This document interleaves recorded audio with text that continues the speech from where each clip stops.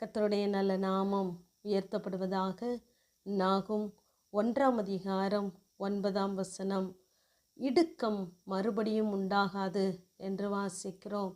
இப்படிப்பட்ட இடுக்கமான சூழ்நிலையில் நின்று இந்த சத்தத்தை கேட்கிற உங்களை பார்த்து தேவன் சொல்லுகிறார், இந்த இடுக்கம் மறுபடியும் உண்டாகாது என்று சொல்லுகிறார்.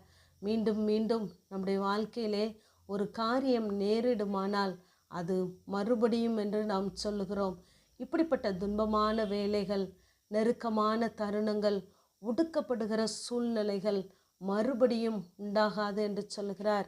ஏனென்றால் அந்த அதிகாரத்தின் கடைசியிலே நாம் வாசித்து பார்ப்போமானால், துஷ்டன் இனி உன் வழியாய் கடந்து வருவதில்லை, அவன் முழுவதும் சங்கரிக்கப்பட்டான் என்று வாசிக்கிறோம்.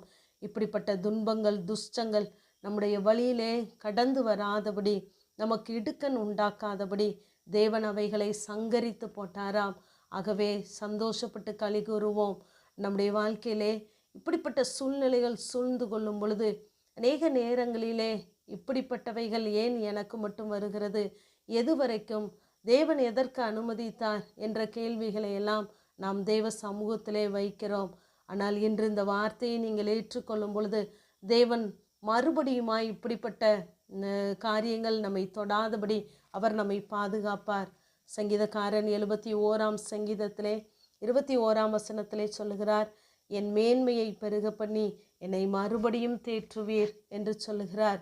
அநேக இக்கட்டுகளையும் ஆபத்துகளையும் கண்டவன் தான் இந்த சங்கீதக்காரன். ஆனாலும் அவனை மறுபடியுமாக தேற்றுகிற தேவன் அவனுடைய மேன்மையை பெருக பண்ணுகிறவராக கூட இருக்கிறவராக இருந்தார். எரேமியா 31 இஸ்ரவேல் என்னும் கன்னிகையே, மறுபடியும் உன்னை கட்டுவிப்பேன், நீ கட்டப்படுவாய் என்று வாசிக்கிறோம். நம்மளுடைய வாழ்க்கையிலே நம்முடைய எதிர்காலத்தை குறித்து நாம் அநேக திட்டங்களை வைத்திருக்கலாம். ஆனால் அவை சீர்குலைக்கப்படும் பொழுது நாம் சோர்ந்து போகிறோம். தேவன் சொல்லுகிறார், நான் உன்னை கட்டுவிப்பேன், நீ கட்டப்படுவாய் என்று நம்மை தைரியப்படுத்துகிறார். யோவான் 4 மறுபடியும் தாகம் உண்டாகாது என்று சொல்கிறார். ஏனென்றால் நான் கொடுக்கும் தண்ணீர் நித்திய ஜீவ காலமாய் உருகிற நீரூற்றாய் இருக்கும் என்று நாம் வாசிக்கிறோம்.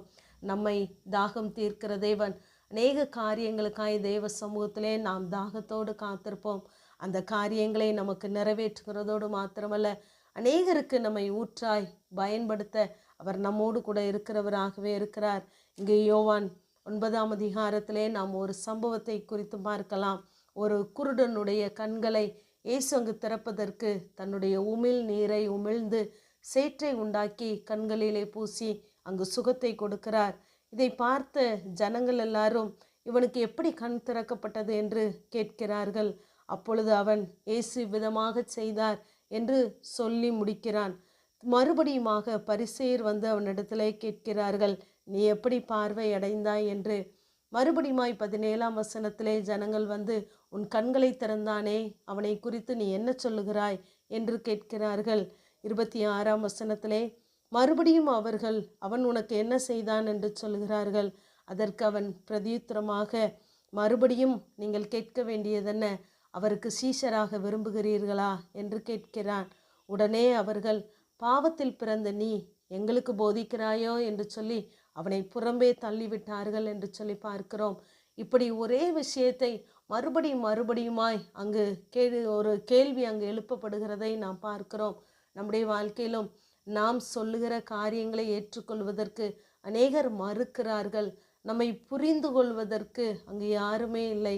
இப்படிப்பட்ட சூழ்நிலைகள் நம்மை இடுக்கத்திற்குள்ளாய், துன்பத்திற்குள்ளாய் அங்கு நகர்த்துகிறது. ஆகவே இப்படிப்பட்ட சூழ்நிலைகள் நம்முடைய வாழ்க்கையில் வராதபடி நம்மை புரிந்து கொண்ட நல்ல தேவன் நம்மோடு கூட இருந்து நம்மை எடுப்பிக்கிறவராய், மறுபடியும் கட்டுகிறவராய், மறுபடியும் தேற்றுகிறவராய், சீர்படுத்துகிறவராய் நம்மோடு கூட இருக்கிறார். ஆகவே அந்த தேவன் நமக்கு மறுபடியும் இடுக்கண் உண்டாகாதபடி பாதுகாக்க போதுமானவர். தைரியமாயிருங்கள். ஆமேன். ஜெபம். பிதாவாகிய தேவனே, குமாரனாகிய இயேசு கிறிஸ்துவின் நாமத்தின் மூலமாய் உடைய சன்னிதானத்தில் வருகிறேன். கர்த்தருக்குள் எப்பொழுதும் சந்தோஷமாயிருங்கள் என்று மறுபடியும் சொல்லுகிறேன் என்ற வேத வார்த்தையின்படி நாங்கள் மறுபடியுமாய் உடைய சந்தோஷத்திற்குள், சமாதானத்திற்குள் நிற்க பலன் தாங்க. இயேசுவின் மூலம் ஜெபம் கேளும் எங்கள் நல்ல பிதாவே. ஆமேன்.